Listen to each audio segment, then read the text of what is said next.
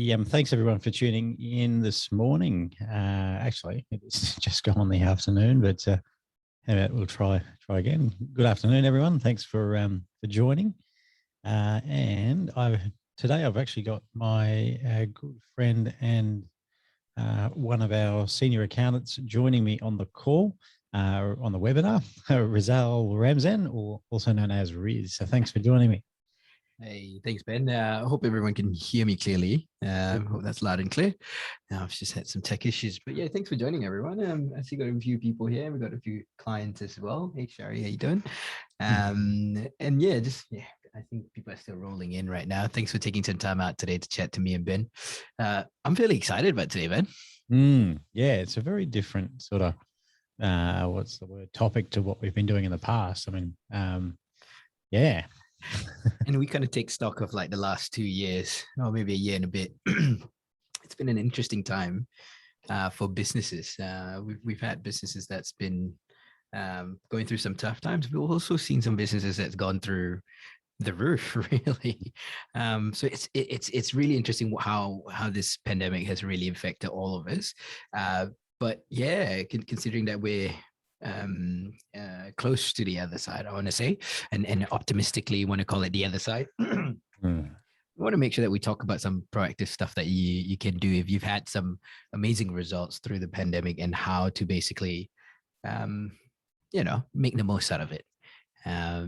Yeah, we've got a chance. We've got a chance to capitalize on what we've achieved in the last 2 years. So yeah, I'm really excited about this. A bit of a different topic than, hey everybody, lifeboats, life jackets, yeah. So I'm really excited about that. Yeah, it's a bit relieving as well.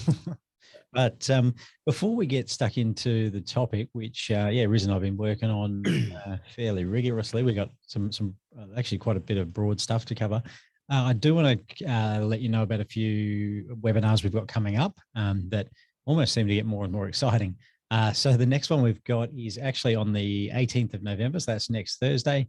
And very close. And the whole topic there is Christmas parties and tax. So it's a very common question we get around this time of year. And we're going to tell you in that webinar how you're able to claim wine as a tax deduction, and maybe a carton of beer too. So Rose has just popped the link for that webinar in the chat box. If that sparked your ears at all, and make sure you join us for that. I don't know that we'll have we probably won't go for the full hour there. It'll probably be sort of like a 30 to 45-minute webinar, just given the sort of small scope of that topic. But but yeah, we will be running through that and have a chance for Q&A as well. The following week, we've got a webinar with a good friend of mine, John Hollenberg, who runs 5x5, a website design and development company. They're actually based in the Gold Coast. He's actually done about 3 or 4 websites for us, and we love him. He's in the middle of launching our brand new, or a refresh of our current website, which we can't wait for. I think that's on the 22nd of November. We'll launch that, but the webinar is on the 24th. So we'll be doing a bit of a showcase there as well. But if you're interested in learning more about digital marketing from a website perspective, then join along on that one. And then this one's a bit of an interesting one. So we're going to do a cryptocurrency tax masterclass. Now, this one's going to be probably a longer one. So probably aiming for about a 90-minute a masterclass at midday if you're in Queensland, or the southern states are looking at 1 o'clock, so late lunch. But we will be going through the ins and the outs of all things crypto, whether it's mining, staking, buying and hodling. Whatever you do, we will be running through that stuff. And it's interesting, the more and more people I talk to, in fact, I can hardly find people without even a little small portfolio of crypto. So and it looks like it's here to stay. So why not we put some strategies around it if there is people who are interested in that? Just because if you're in it, you want to make sure you're proactive about the tax side of things. So yeah, good one to join that one. Yeah, absolutely. So that'll be a fun one. I've actually got the co-founder of one of Australia's. We don't have many in Australia. cryptocurrency exchanges, but I do have the co-founder of one that allows you to create accounts in the name of companies, trusts, and SMSFs. So close to my heart, getting your structure right for that. Because if you make a lot of money in that stuff, then you don't want to be left with giving half of it to the tax man when you don't need to. So yeah, that'll be a good one. And hey, Riz, I feel like I'm leaving you out a bit. I've only got an intro slide for me. That's okay, man. I've got mine on the side here, so that's okay. I'll introduce myself after you do. Fantastic. All righty. Well, I can recognize a lot of the names in the audience, but for those who don't know me, my name's Ben Walker. I started the accounting firm Inspire about almost 9 years ago now when I was 23 years old. People want to do the maths there. I'm an award-winning chartered accountant, cracking on to 13 years accounting experience, and I co-authored a book in 2018 called Cashed Up, which outlines the 7 steps to pulling more money, time, and happiness out of your business. So that is me. And how about we get I don't even have a photo of you, Riz, but we've got. That's okay. If everyone looks at my face, they'll know how I look like. But yeah, same like Ben. I know a few people in the that is attending right now. But if you have never been on a prior webinar with me before or never seen me before, just introduce myself. My name's Riz, and I'm one of the senior accountants here at Inspire. I've been working here for almost coming up to 6 years now. And yeah, I joined in 2016, and it's been an amazing journey here at Inspire. So I do take care of quite a lot of clients here and make sure that they get the most out of Inspire. And from time to time, I jump on these things with Ben just to make sure he behaves himself. So, or more the other way, actually. But yeah, so in 2020, something I'm really proud of doing recently was in 2020 alone, we were able to save up to $3 million in tax for our clients. So, and that's and counting. So I think we've definitely increased that number since then. We just haven't had the time to actually add that up recently. So yeah, that's just a little bit about me. And I'm really excited to be running through this webinar with you guys today. Thanks, Riz. And just as a reminder, if people are sort of keen to explore how we work or have some questions for an accountant, even after the webinar today of anything that sort of prompted you, then please feel free to book in for a strategy call. That's just the link will be in the chat box, but inspire.business/chat.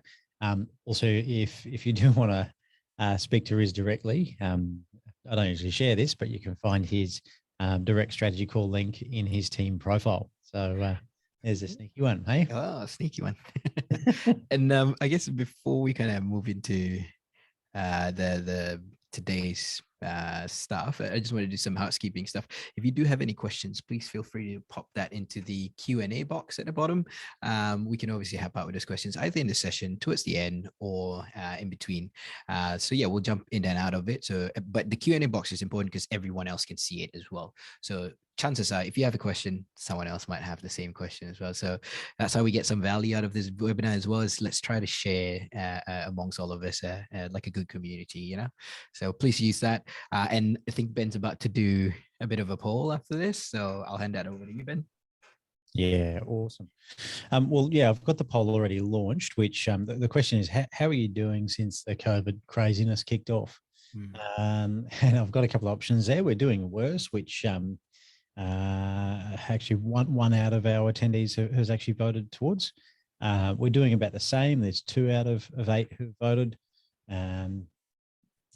Doing around up to a sort of quarter better. They're doing 25%. Sorry, a quarter better is 2 attendees out of 8. We've got 25% to 50% better is, hang on, I'll just share them because there's a lot of numbers in there. Bang.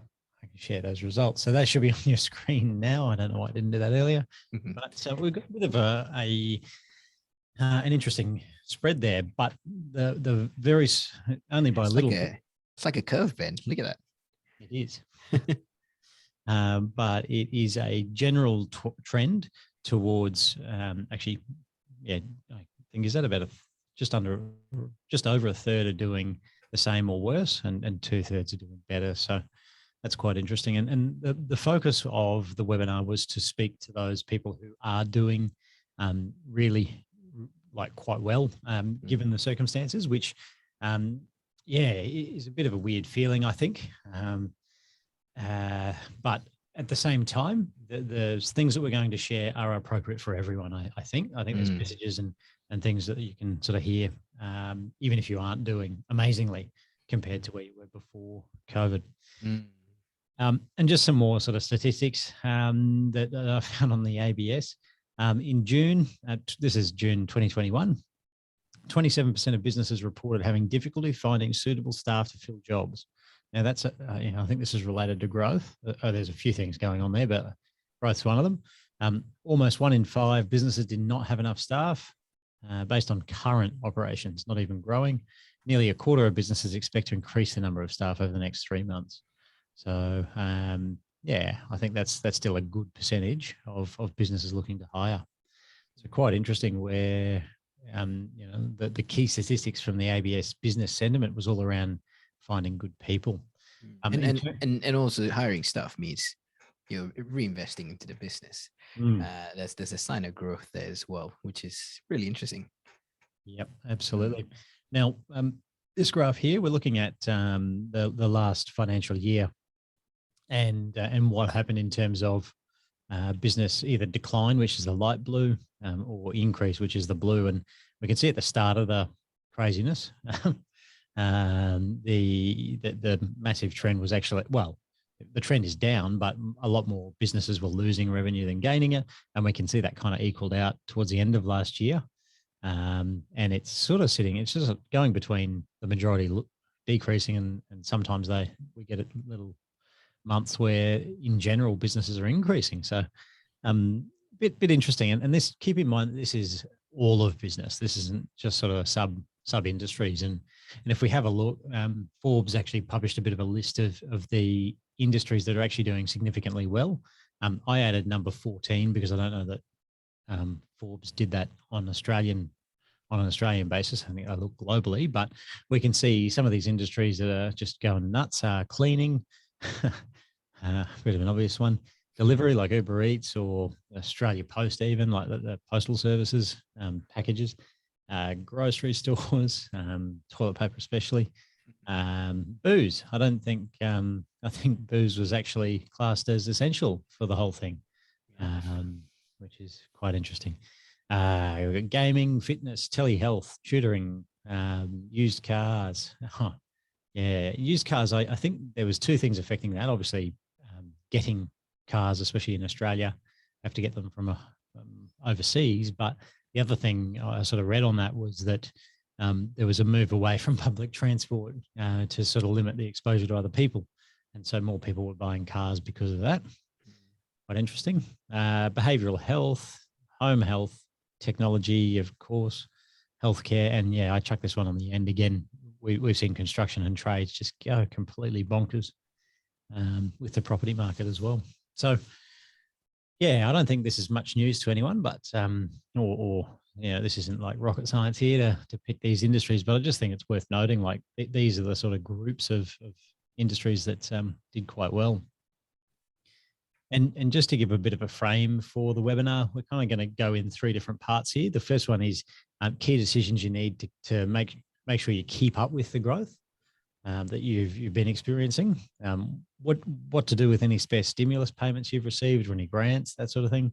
And then key accounting functions you need in place to survive another shock. So we want to be prepared for that. So yeah, cool. Well, Riz, did you want to take us away on what we need to think about with the tax man? Yeah, and again, it might be 1 or 2 things, or different, maybe a few scenarios here. But to put it simply, if it's one of the biggest years you've had, you're definitely going to pay more tax than you've ever seen before. Or if it's a really profitable year, you definitely pay some tax. So tax is going to be something that obviously is something that we're good at, and that's why I want to put it all at the front here, because it's usually the forgotten one. When we make a lot of profit, we tend to either enjoy it, spend it, or invest it. But most of the times people get caught out with the tax side of things, especially if it's something that is new to you, where you've made X amount of profit that you've never made before. So if that's the case, we want to make sure that we remind you guys that you have to pay the tax man. They're going to come knocking at the door. So there's a few key things that you can do to prepare for that. So obviously, the tax man works in financial years, and we're in the 2022 financial year right now. What you can actually do between now and 30th of June is actually to look at what amount of profit that you've already made so far. Now, if that's not all going, being spent or reinvested, if that's sitting aside and building up, what you want to be doing is putting a fixed percentage aside. And you might want to, look at how much you've made so far and put a percentage aside already, but also ongoing between now and 30th of June is to set some of that cash aside. It's so important to do that. And to do that, we encourage you to set up what we call a tax war chest. And that's not, it's in the same bank account, but mentally, oh yeah, half that money or 30% of that money is for the tax man. You actually want to transfer this physically to another account. The important thing about that is to really take it off the table, if that makes sense, is to know that that money is not yours. And then in the lead up to the end of the financial year, what you want to do was estimate what tax that you might pay. Now, if you're in the 2022 financial year, you'll probably pay a little bit of tax in the next year, within the next year. So what we typically do at Inspire is a little bit of tax planning. So pre 30th of June, maybe around March and May, we catch up with all our clients to make sure that we give them a bit of an estimate. So, this is something that is crucial for you because you've put the money aside, but what we want to know is how much is it roughly going to be after I've implemented some tax planning strategies as well. So not only you've put it aside, you've had a proactive meeting, and being proactive about your tax will make sure that you save about a ton of tax this year. So there's a bunch of strategies that you can implement before 30th of June to make sure that you put a bit of that money that you put in the tax war just back in your pocket. So yeah, crucial time to do that. If not, what's the point? You make all this money and half of it goes to the tax man. We don't want that to happen. And one of the key things that you want to be reviewing as well this year is to make sure that you have the right structure as well. Right structure sometimes really means the difference between paying either 47% of tax or a rough tax rate of 26%. It could really range, but if you don't have the right structure, you might be saying goodbye to quite a chunk of the profit that you've made in this year. So be proactive, jump on a call or a meeting with your accountant before this year, put some money aside, get ready for that. That's the most important thing before you go and spend that money or invest that money in the next year. So that's an important bit. And the next slide, thank you, man. Actually kind of leads to the other side of it is protecting what you've built so far. So yes, you put money over for a tax man. Now you've got a bit of profit. And guess what? The world's a dangerous place, especially you're in business. Now, you just want to make sure that you've made some steps this year to move forward. You've gone into this profit phase. How do you ensure that you don't go backwards? Now, the problem is when you make profit, you start becoming like an attractive target. So if you have a few categories of risk here, you have employees, competitors, or customers. Actually, I left out one more, which is creditors or suppliers. If your business ever gets in trouble from one of these risk areas, you become a very attractive target. So you want to make sure you protect what you're building. And I'm just kind of taking this version that, you've made a lot of money, cool. Just kind of imagine that you have a bit of it, not trying to fearmonger here, but a bit of a target on your back. We want to make sure that if there is a target on your back, how do you protect yourself? So it's a good time to review a few things. You want to make sure that you have an asset protection strategy. The wealth that you've built this year, protect it. It is for you, your family, your future, your legacy. So it's not for anyone else to then come and take away from you. To do that, you can review your business structure to make sure that there's no leaks in terms of asset protection. An investment structure. So if you've made some decisions and invested in, shares, property or crypto, you want to make sure you're investing in the right structure as well. Because it could be at risk. It doesn't mean that you invest in it, it's outside of your business, it's not at risk. It actually could still be at risk. And lastly, insurances. It's an important thing. Because obviously as you increase more in wealth, you might have taken on some new liabilities as well, or investment liabilities. You want to make sure that your insurances are protecting you as well. And also there's two types of insurances. There's obviously the business insurance. If your business has grown quite a bit and you're not covering enough of your business right now, but there's also life insurance that you want to be looking at.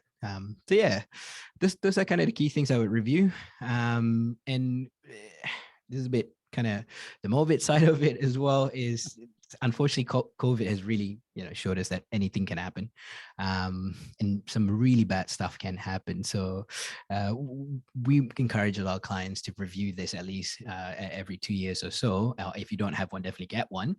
But this would be the time, especially now you've made a heap of profit, your circumstances has changed. That's more it. If your circumstances has changed significantly this year, you want to be reviewing your wills and your power of attorney documents. If you don't have one, definitely get one. You're worth a lot of money now. Is it out of date? Is it does it need updating? Is there certain specific gifts that you want to give away, or has your family situation changed as well? All these things will mean that you need to review your wills and power of attorney documents. So it's a good time to do it because if your business, your wealth has significantly changed from the last year or last 2 years, this is a time to do it. So those are the two things. I might pass on to Ben to talk about this next bit here. He might be talking about me a little bit here. Yeah. Okay.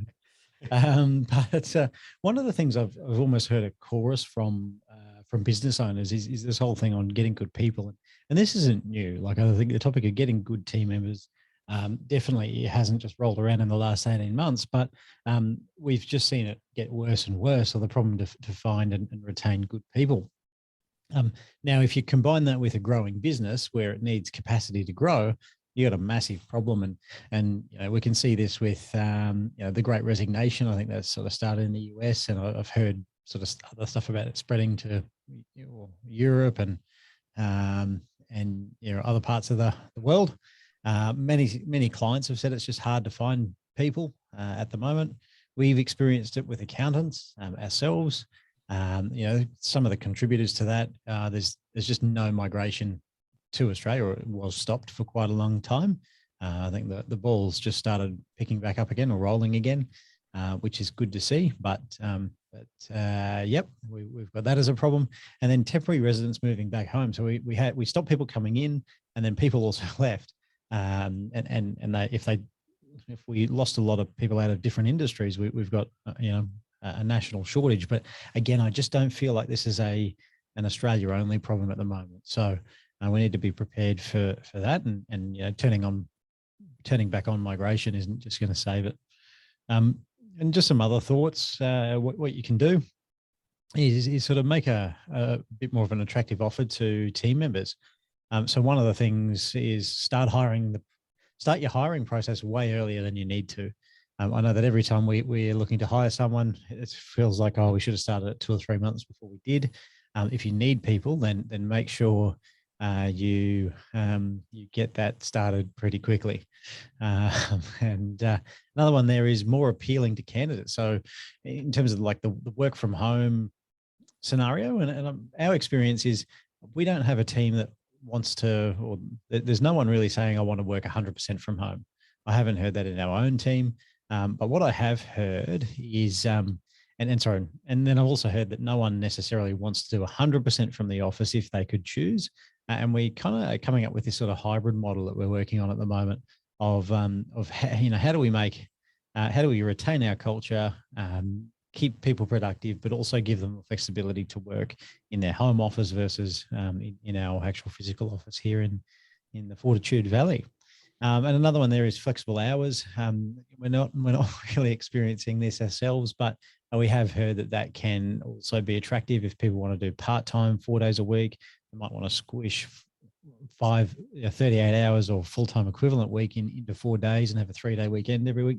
I've sort of heard of a few different things that sort of mean maybe as business owners we need to be a bit more open to this whole hybrid model, or not everyone working 9 to 5 as a standard. The other one is consider hiring temporary residents and sponsoring them. That can be a big win for them.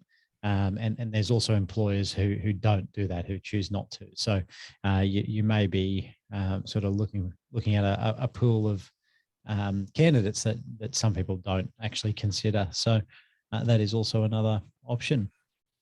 And just kind of speaking, in the accounting industry, definitely there's a massive shortage. We've seen that. And I've also heard physios as well. Yep. I've heard, a lot of allied health professionals. There's a bit of a shortage. Trades. Trades, yeah. And it's just this shrinking market. And you think of, the human resource as a market itself, it's shrinking because of the restrictions that we've seen. So it's a tighter market for you to get more qualified candidate, and it think of it as it's a buyer's market almost, if that makes sense. It's a little bit hard to negotiate. So you want to be thinking about what can you offer, and get in early, get in as early as possible. If you have that excess capacity and excess cash to do so, try to plan the next few years ahead and get in now, because it is something that's shrinking, and it's getting hard, and it's going to take some time for that to come back. But you want to be thinking about this stuff now rather than later. Yep, absolutely. All righty. Now we're shifting gears. Riz, did you want to talk to this one, mate? We're talking about what to do with your spare stimulus. Yeah, and assuming it's spare. That's it. And we've seen some businesses with this, right? Like we've seen where they had a bit of JobKeeper, they had a bit of a kind of buffer that they got ready at the start, and then they went through the pandemic, and then they came out with more than what they started off before. And what we want to do is to not forget that if that's the case, you don't want to just go and spend it all. You're in a great opportunity to give you a bit of peace of mind right now. So what we try to encourage our clients to do is to basically get a rainy day fund set up, and again, kind of like a tax war chest, a separate account that you want to transfer some money to. And this is essentially just to really battle the unknown that we have in the future here. So if you have a home loan, you can use an offset account, or you can use just a separate business account if you don't have one. So yeah, it's just a separate a way for you to put some money away. Now we try to generally aim for at least 3 months of business expenses here, so that the business can keep chugging along without any more inflow of cash, which is, would be quite dramatic if that's the case. But 3 months would be a good start, because in 3 months you can re-strategize, you can do things to get out of that hole. So 3 months is kind of like what we aim for. And if I would also go a step further and encourage to do this even for your family, because with business owners, your business kind of really impacts the way you live as well. Some days you might be going to have some steaks and oysters, but some days you might be eating mee goreng. So you want to make sure that you try to stabilize that as much as possible. Keep some of that money for your family so that your lifestyle doesn't get impacted as well. So if you have the excess cash, that use that as a buffer, just ready, sitting there in a fairly liquid place that you can just draw on and access. And I might add a little bit on top of the rainy day fund. I like to think about safety, but I like to also think about how do we then attack. So there's defense, there's attack. So this is a defensive strategy.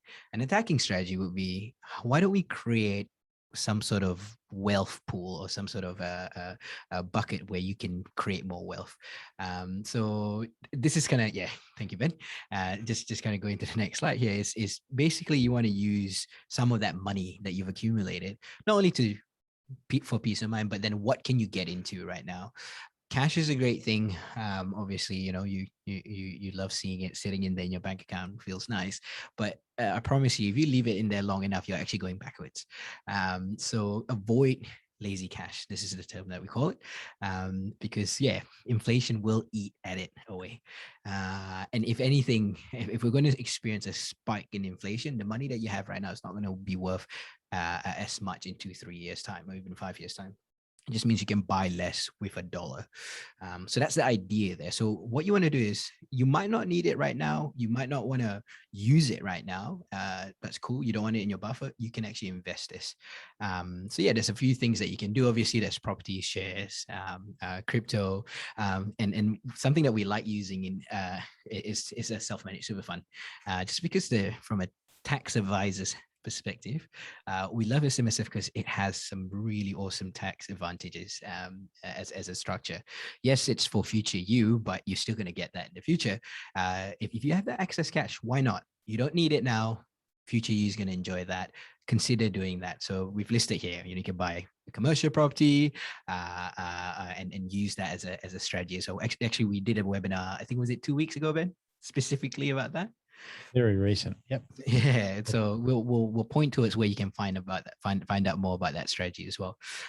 Last dot point is actually really cool. Diversify. So if you think of your business, you think of the last 2 years, your business is actually a source of income. Yes, it's your kind of passion, your work, what you do, but it's actually ultimately just a source of income at the end of the day. What you want to do is, if you've only had one and the pandemic has done well for you, great. This is a time to diversify. Split that up. Start looking at other ways to earn income. What other ways can I do other than making my 14-year-old son do the paper run? Try to find other sources of income to support your family or create wealth. So think about passive or semi-passive ways of doing so. And this is where property shares and everything else come in. So diversify. Step away from your business. Yes, it's great. We love it, but find other ways to do it. This is to protect you in the future. If anything was to happen, if you were one of those industries where cleaning was awesome this year, who knows what's going to happen in 3-4 years time with cleaning? It might go the other way. So you want to be not invested in one basket, essentially, all your eggs in one basket. Move that out and make sure you diversify as well. Yeah. So yeah, I think that's a really important thing to think about before you step into the future years. Yeah. Yeah, and I think just on that diversifying thing, we saw a lot of people last year use this kind of word pivot, but what pivot sort of means to me is diversifying. And a lot of business owners were forced to shut their doors, and they had to change what they did to continue earning income.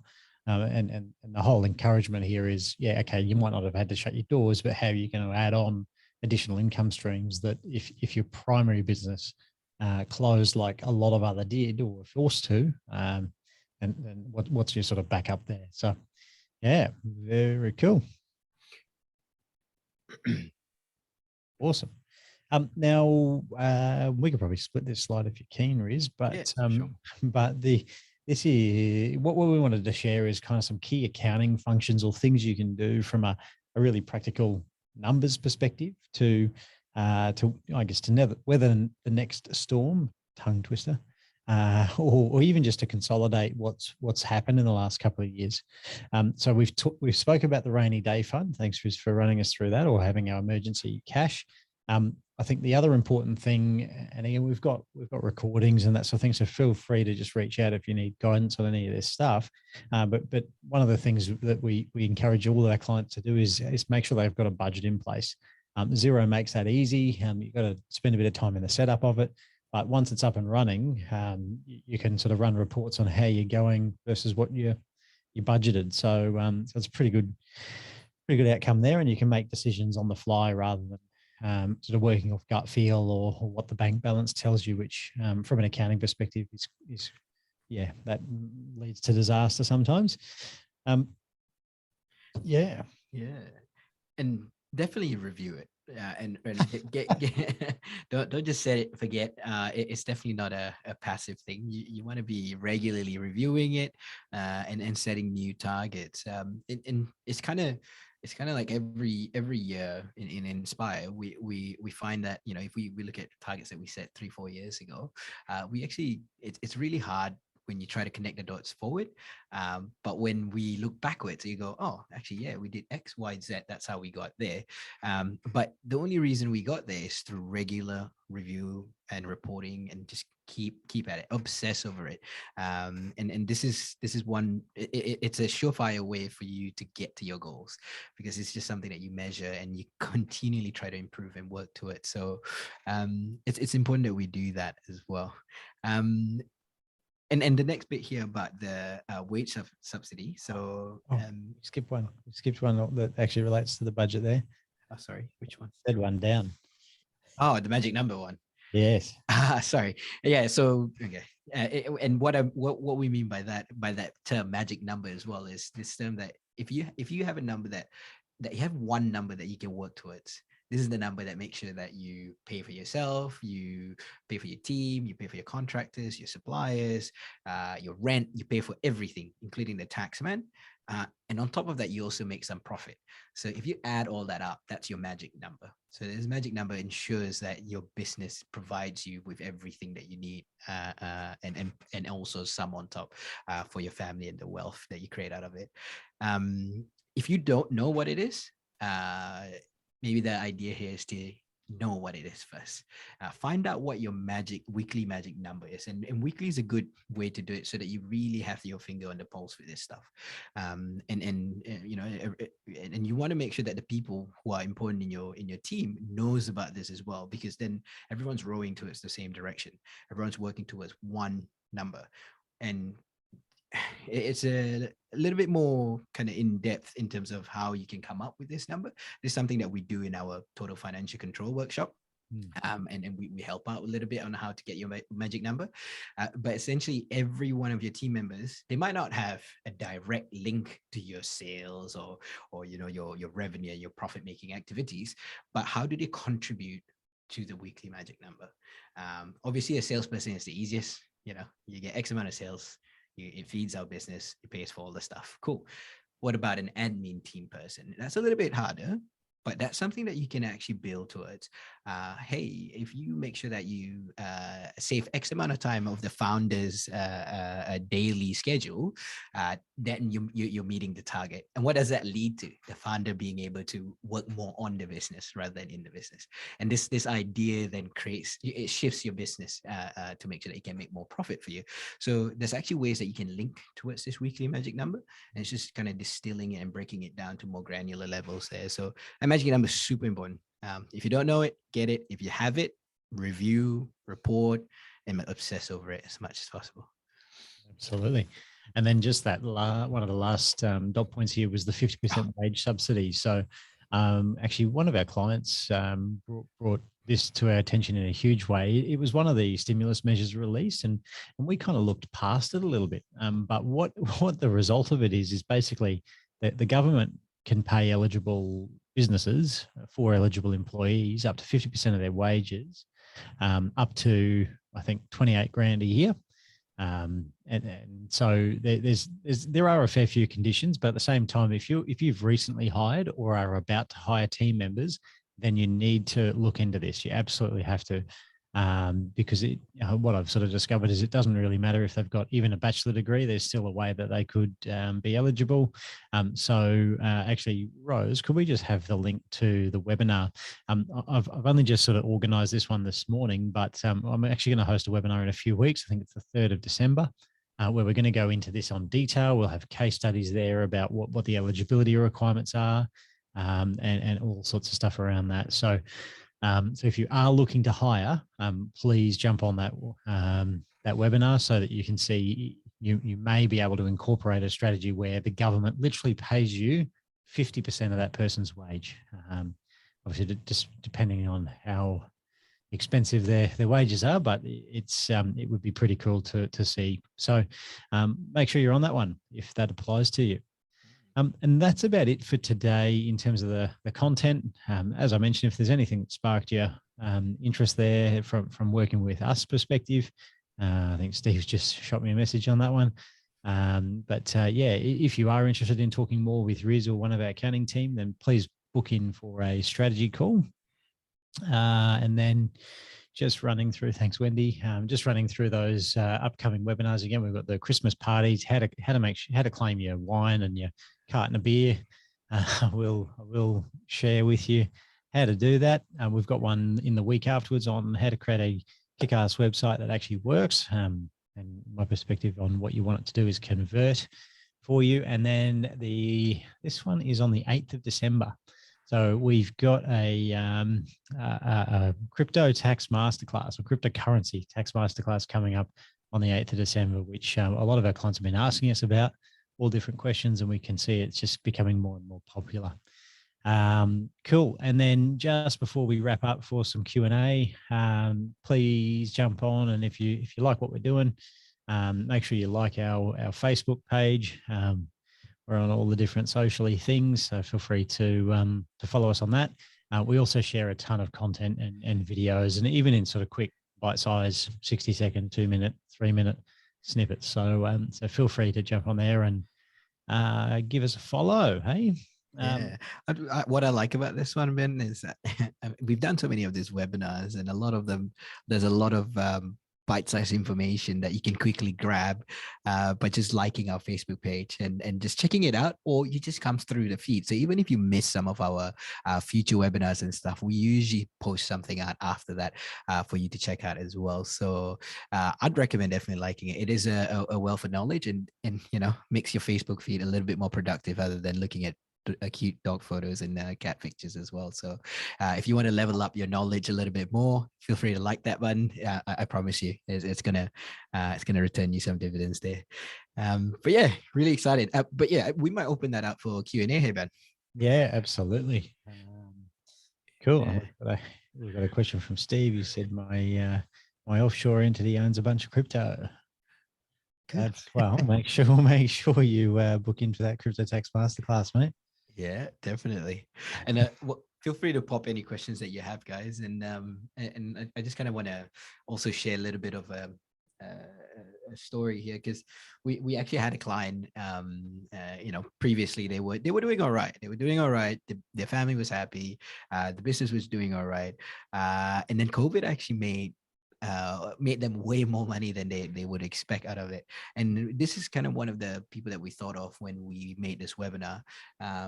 Is when you've just been doing okay and kind of chugging along at your goals, a sudden surge of income comes through. Sometimes it can be a little bit shocking or surprising, or kind of rubbing your eyes and be like, is this real? So we just want to make sure that we provide a little bit of guidance here. If that is happening to you, it has happened to you, there's ways that you can definitely capitalize on this. It is a mix of hard work and a little bit of market luck, call it. But let's make the most out of it. So with that client, we put in some strategies for them, obviously, put things in place to make sure that, first of all, we had to shake them and say, look, this is real. It is happening. But here's what you can do with the options that you have right now. And sometimes putting those options just kind of triggers and inspires you to do a little bit more than, hopefully just not spending it. Kind of like someone who hits the lottery. You want to make sure that if they did get that lucky and hit the lottery, that they do something really worthwhile with that money that they get. So we had that in mind when we created this webinar. I definitely want to make sure that I encourage everyone to think of what you can do to capitalize on your situation right now. If you voted that you've done better than ever before, what can you do? So if your old strategy was around how do we survive or grow, and it was it wasn't at this level now, I'd seriously suggest reviewing your strategic plan and look at your business and go, okay, things have changed. Do I need to change things and really look at things differently now that I have this newfound level of kind of business or wealth that you've created here? So yeah, definitely have a think about that. And don't forget as well, as much as we love putting money away in safe places, don't forget to also enjoy your money. That's something that I see a lot of accountants going to miss out on as well. We're not the accountants to tell you to make less money and just put it all in a box and hide it in the ground. Within reason, obviously, definitely try to enjoy that as well. It's been a tough 2 years for a lot of businesses, even mentally draining for you to just kind of think of what's going to happen next week. What's going to happen next week? We just don't know. Try to take care of yourself as well. Take care of your family. That's an important bit of this all, because now we have options. Absolutely. All righty. Well, that seems to be, we've had a couple of comments in the chat box directly to us, but I think that's about the Q&A. Like I haven't seen anything come through, so we might actually wrap that up there if that's all good. But